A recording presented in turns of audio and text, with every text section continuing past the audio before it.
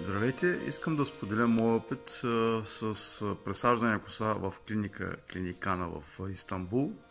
За 6 месеца косата порасна толкова, все още е рядка, но се надявам да се сгъсти. Много съм благодарен на екипа за успешната операция по пресаждането. Надявам се за бъдеще да не изгубя косата, да расте все така, не толкова бързо, но все така расте. И така, много благодаря на екипа на клиника Клиникана.